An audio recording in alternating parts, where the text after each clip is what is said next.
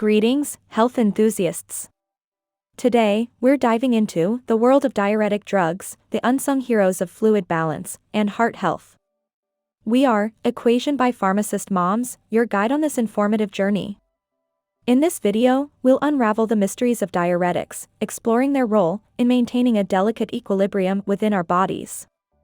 Ever wondered how these medications influence sodium, water balance, and overall well-being? You're in the right place. Whether you're a curious mind or someone looking to understand the science behind diuretic drugs, join us as we break it down step by step. From understanding their impact on blood pressure to delving into the various types of diuretics, we've got you covered. So, grab a seat, stay hydrated, and let's explore the fascinating world of diuretic drugs together.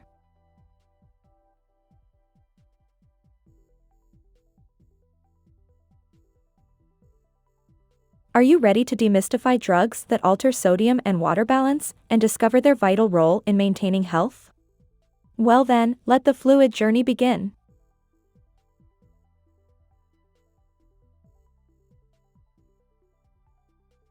Dietary sodium restriction has been known for many years to decrease blood pressure in hypertensive patients. With the introduction of diuretics, sodium restriction was thought to be less significant. However, there is now broad pact that dietary control of blood pressure is a comparatively safe therapeutic measure and may even be preventive. Even moderate dietary sodium restriction lowers blood pressure in many hypertensive persons, though to varying extents. Diuretics can be used as first-line drug therapy for hypertensive patients unless there are convincing explanations to choose another agent. Low-dose diuretic therapy is safe, inexpensive, and effective in preventing stroke, myocardial infarction, and congestive heart failure, as all of these can lead to mortality. Let's learn diuretic drugs in detail. First one are thiazides and related agents. All oral diuretics are effective in the treatment of hypertension, but the thiazide diuretics have found to be extensively used. They are sulfonamide derivatives, and related in structure to carbonic anhydrase inhibitors. All thiazides affect the distal tubule, and all of them have equal maximum diuretic effects, differing only in potency. They are also called ceiling diuretics, because increasing the dose above normal doesn't promote a further diuretic response. Chlorothiazide was the first modern diuretic that was orally active, and it is representative of thiazide group. Newer derivatives such as hydrochlorothiazide and chlorthalidone are now most used. The thiazide derivatives act in the distal tubule to decrease the reabsorption of sodium ions by inhibiting the sodium chloride cotransporter on the luminal membrane of the distal convoluted tubule. Their effect in proximal tubule is less. As a result, the concentration of sodium and chloride ions in tubular fluid increases. The acid-base balance is usually unaffected. Thiazide diuretics lower blood pressure initially by increasing sodium and water excretion. This causes a decrease in extracellular volume, leading to decrease in cardiac output and renal blood flow. With long-term treatment, plasma volume approaches a normal value, but peripheral resistance decreases. The major indications for thiazide diuretics are hypertension, heart failure, nephrolithiasis due to idiopathic hypercalciuria, and nephrogenic diabetes insipidus. They are effective in reducing systolic and diastolic blood pressure for extended time periods in most patients with mild to moderate essential hypertension. These agents stabilize the blood pressure at lower level after 3 to 7 days of treatment, which can be maintained indefinitely by daily dosage level of the drug, causing lower peripheral resistance without having major diuretic effect. Thiazide diuretics decrease blood pressure in both supine and standing positions. Postural hypotension is rarely observed in elderly, volume-depleted patients. Thiazides are useful in combination therapy with other antihypertensive agents, including beta blockers, ACE inhibitors, angiotensin receptor blockers, and potassium-sparing diuretics. They are particularly useful in the treatment of Black or elderly patients. They are not effective in patients with inadequate kidney function, having creatinine clearance less than 50 milliliters per minute. Loop diuretics may be required in these patients. Thiazide diuretics are orally active.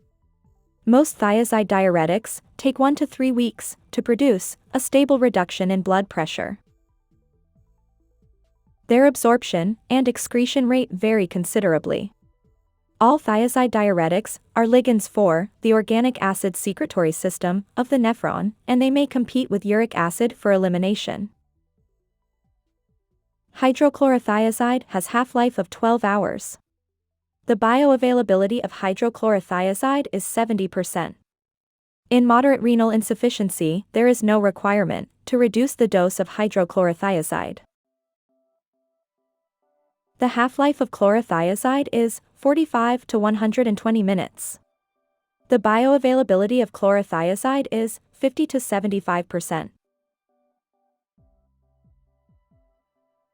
Hypokalemia is the most common problem with these agents, as it can predisposes the patient taking digitalis to ventricular arrhythmias. Serum potassium levels should be monitored closely in patients who are predisposed to cardiac arrhythmias, particularly in individuals with left ventricular hypertrophy, ischemic heart disease, or chronic heart failure, and who are concurrently being treated with both thiazide diuretics and digoxin. Volume depletion can lead to orthostatic hypotension or lightheadedness. Hyponatremia can occur because of elevation of ADH due to hypovolemia, in addition to diminished diluting capacity of the kidney and increased thirst.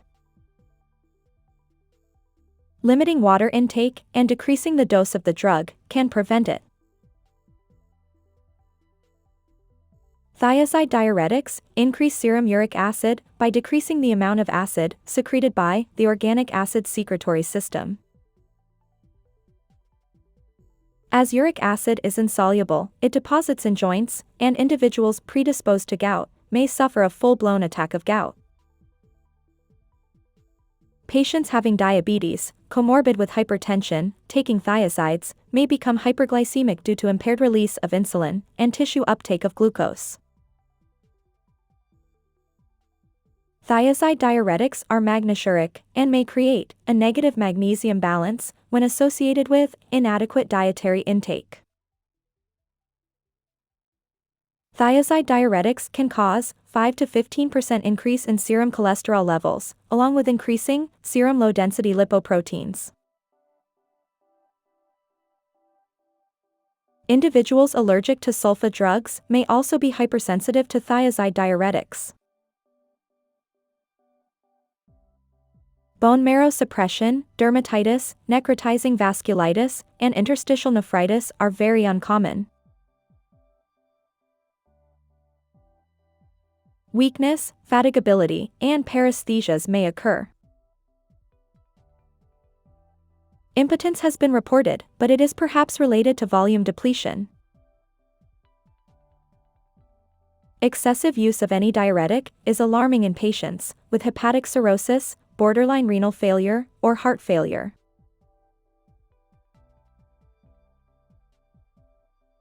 Hydrochlorothiazide is available in capsule form, having the strength of 12.5 mg, and tablet form, having the strengths of 12.5 mg, 25 mg, and 50 mg. The suggested initial dose of hydrochlorothiazide is 25 mg per day. Usual maintenance dose range of hydrochlorothiazide is 25 to 50 mg per day. Maximum dose of hydrochlorothiazide is 50 mg per day.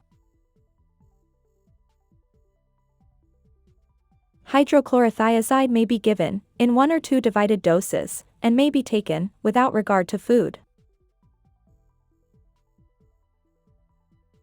Chlorothiazide is available in tablet form, having the strengths of 250 mg and 500 mg, and suspension form, having the strength of 250 mg per 5 ml. The suggested initial dose of chlorothiazide is 500 to 1000 mg per day. Usual maintenance dose range of chlorothiazide is 500 to 1500 mg per day. Maximum dose of chlorothiazide is 2000 mg per day. Chlorothiazide may be given in 1 or 2 divided doses and may be taken without regard to food. What are thiazide-like analogs? Let's learn.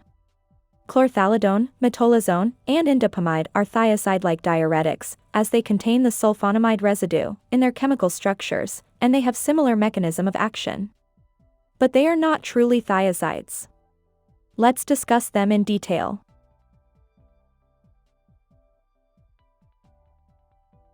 Chlorthalidone behaves pharmacologically like hydrochlorothiazide. Due to its long duration of action, it is used to treat hypertension.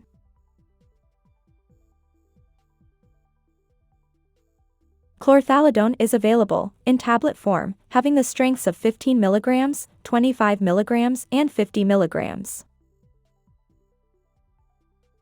The suggested initial dose of chlorthalidone is 12.5 to 25 mg once daily. Usual maintenance dose range of chlorthalidone is 12.5 to 100 mg once daily. Maximum dose of chlorthalidone is 100 mg per day. It is advised to take chlorthalidone with food. Next one is metolazone. It is more potent than thiazides. Unlike thiazides, it causes sodium excretion in advanced renal failure. It is used alone, or in combination with other drugs, to treat high blood pressure. Metolazone is available in tablet form, having the strengths of 2.5 mg, 5 mg, and 10 mg. The typical dose range of metolazone is 2.5 to 5 mg once daily. Maximum dose of metolazone is 20 mg per day. It may be taken without regard to food.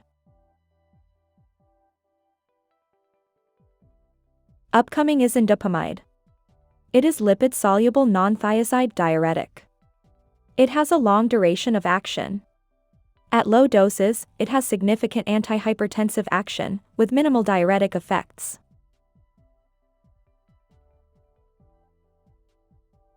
It is metabolized and excreted by GIT and the kidneys. Therefore, it is less likely to accumulate in patients with renal failure and may be useful in their treatment.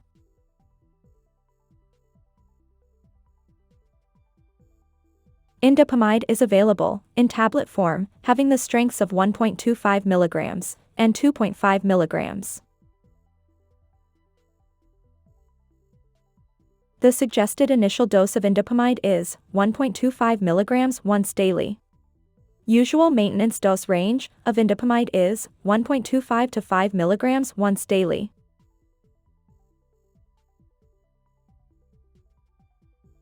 Maximum dose of indapamide is 5 mg per day. It may be taken without regard to food.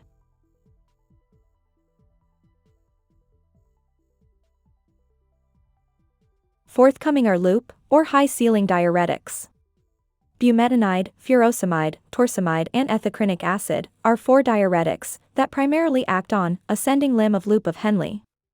In comparison with other classes of diuretics, these drugs have highest efficacy in mobilizing sodium and chloride ions from the body. They produce ample amounts of urine.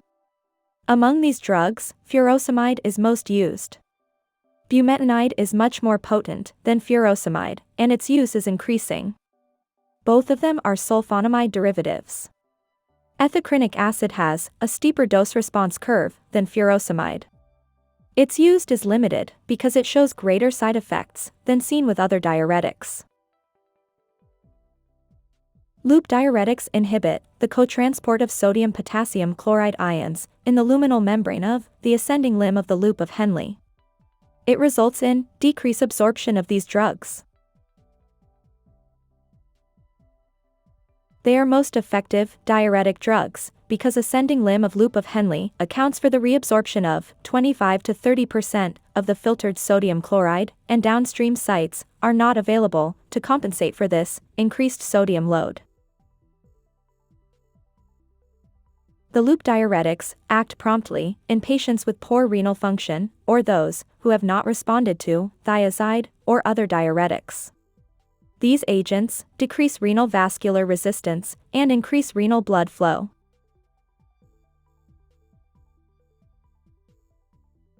They increase the calcium content of the urine. In patients with normal serum calcium concentration, calcium is reabsorbed in the distal convoluted tubules, so hypocalcemia does not occur. But hypomagnesemia can occur due to loss of magnesium. They increase prostaglandin synthesis. The prostaglandins have a role in their diuretic action. Loop diuretics are used in the management and treatment of fluid overload conditions, including heart failure, nephrotic syndrome, or cirrhosis, and hypertension, in addition to edema. They are drug of choice for reducing the acute pulmonary edema of heart failure.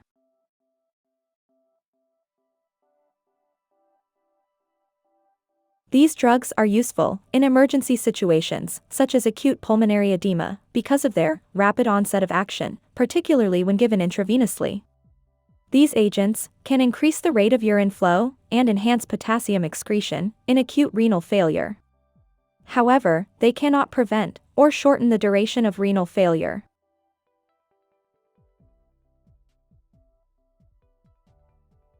They are useful in treating hypercalcemia and hyperkalemia. Loop diuretics are useful in treating anion overdose due to toxic ingestions of bromide, fluoride, and iodide, which are reabsorbed in the thick ascending limb of Henle. Saline solution must be administered to replace urinary losses of sodium and to provide chloride so as to avoid extracellular fluid volume depletion.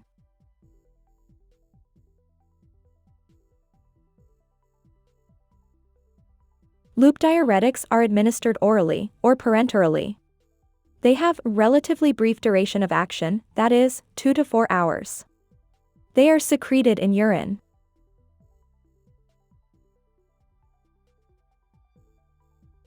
Hearing can be adversely affected by the loop diuretics, specifically when used in combination with the aminoglycoside antibiotics. Continued treatment may lead to permanent damage. Ethacrynic acid is the most likely to cause deafness.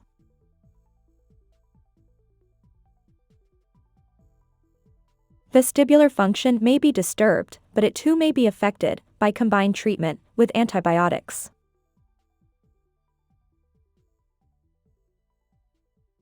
Furosemide and ethacrynic acid block the secretion of uric acid by competing with it for the renal and biliary secretory systems, thereby causing and aggravating gouty attacks.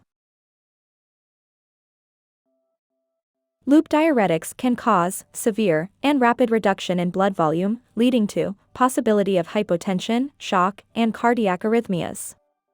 Hypercalcemia may occur in these conditions. The heavy load of sodium presented to the collecting tubule leads to increased exchange of tubular sodium for potassium, with the likelihood of inducing hypokalemia. The loss of potassium ions from cells exchange for hydrogen ions result in hypokalemic alkalosis. Potassium depletion can be prevented by use of potassium-sparing diuretics or dietary supplementation with potassium. A blend of chronic use of loop diuretics and low dietary intake of magnesium can lead to hypomagnesemia, especially in the elderly. This can be rectified by oral supplementation. All loop diuretics, except ethacrynic acid, are sulfonamides. Therefore, skin rash, eosinophilia, and less often interstitial nephritis are occasional adverse effects of these drugs. This toxicity usually resolves rapidly after drug withdrawal. Allergic reactions are much less common with ethacrynic acid. Furosemide, bumetanide, and torsemide may demonstrate allergic cross-reactivity in patients who are sensitive to other sulfonamides, but this is very rare. Excessive use of any diuretic is dangerous in hepatic cirrhosis, borderline renal failure, or heart failure.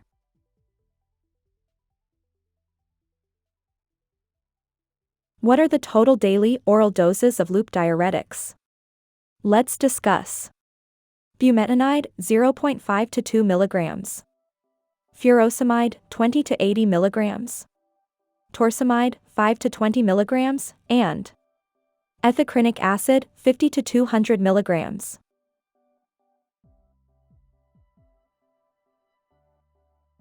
Potassium-sparing diuretics are the drugs that cause the excretion of sodium and water while preventing the loss of potassium in the urine. That's why it is extremely critical that patients who are treated with potassium-sparing diuretics should be closely monitored for potassium levels, and exogenous potassium supplementation is usually discontinued while these diuretics are instituted. Potassium-sparing diuretics prevent potassium secretion by antagonizing the effects of aldosterone in collecting tubules. Inhibition may occur by direct pharmacologic antagonism of mineralocorticoid receptors in case of spironolactone and eplerenone, or by inhibition of sodium influx through ion channels in the luminal membrane in case of amiloride and triamterene.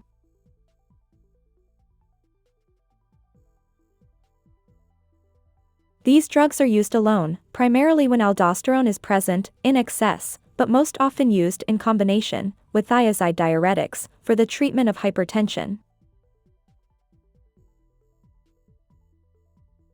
First one are aldosterone antagonists, including spironolactone and eplerenone.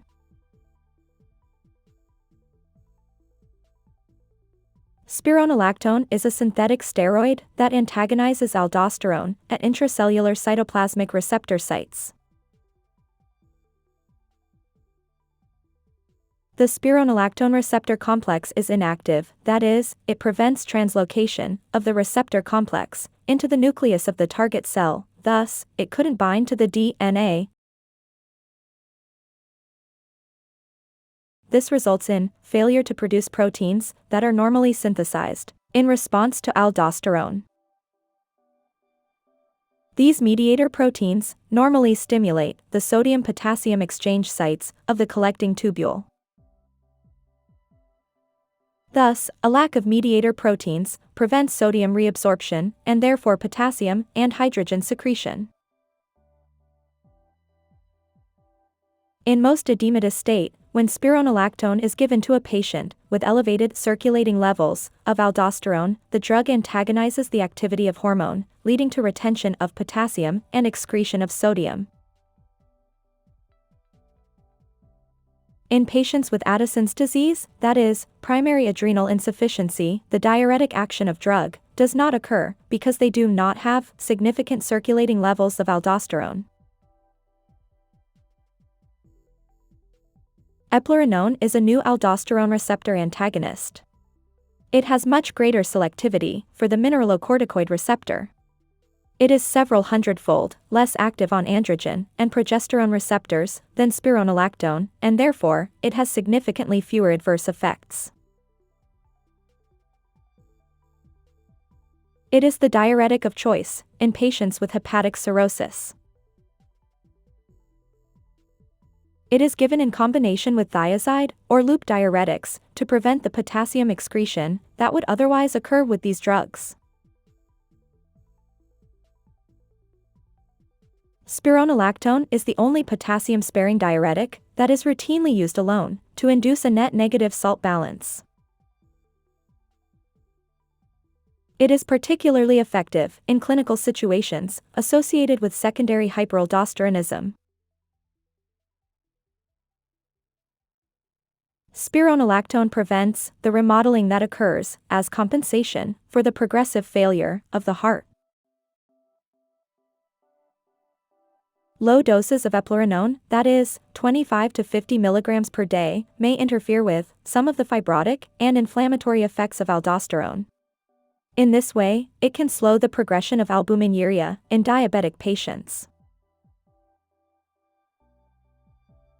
Eplerenone has been found to reduce myocardial perfusion defects after myocardial infarction.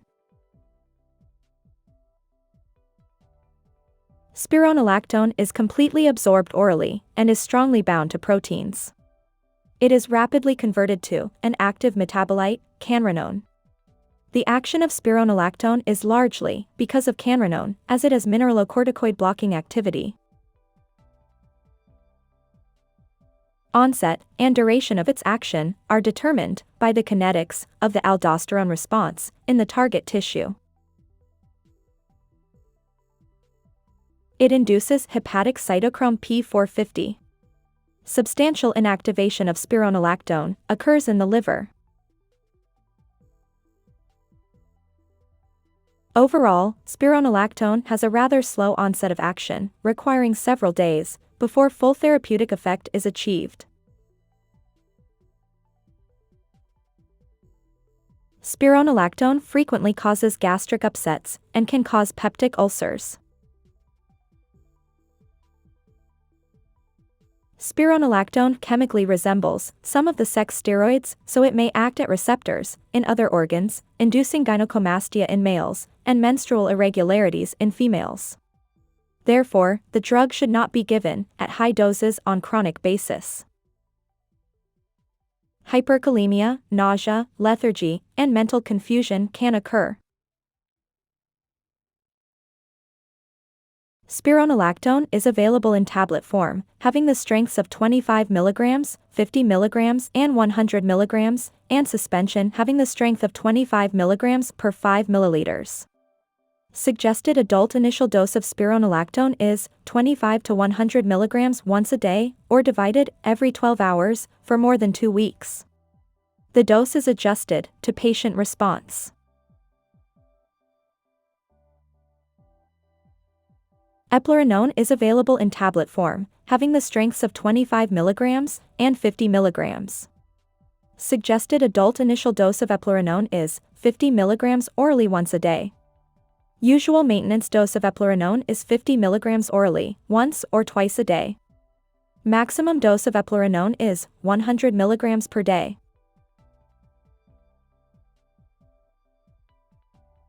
Following are triamterene and amiloride. Triamterene and amiloride are direct inhibitors of sodium influx in the cortical collecting tubule.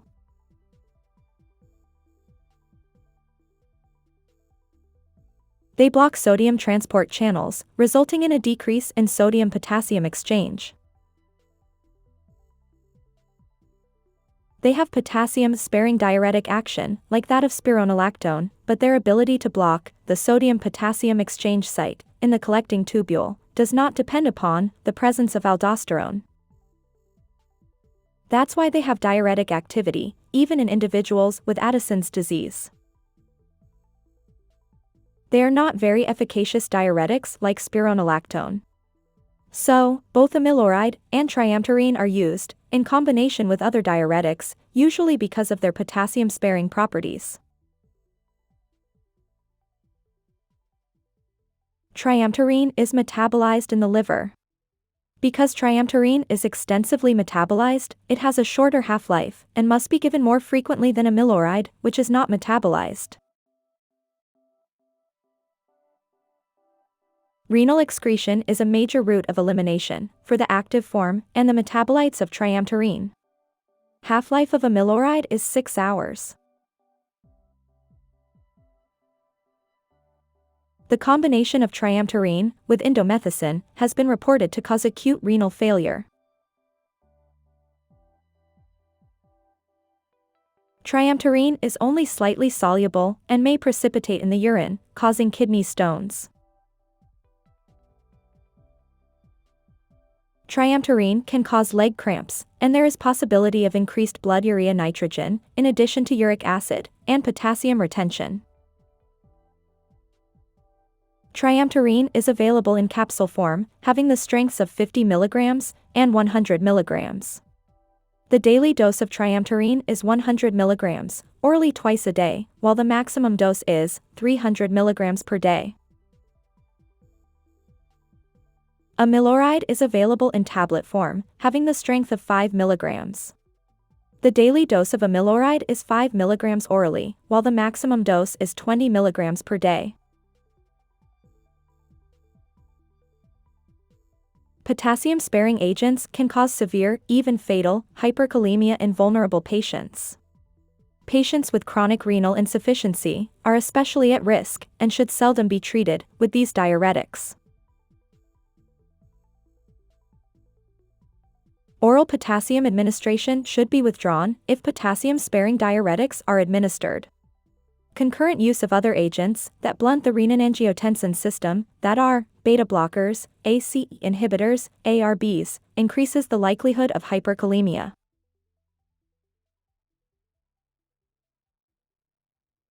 Patients with liver disease may have impaired metabolism of triamterene and spironolactone, so dosing must be carefully adjusted.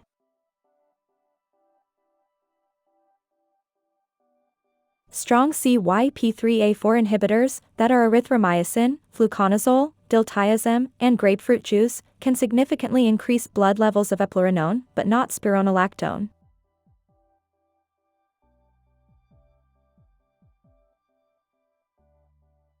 Thank you for joining us in this exploration of diuretic drugs.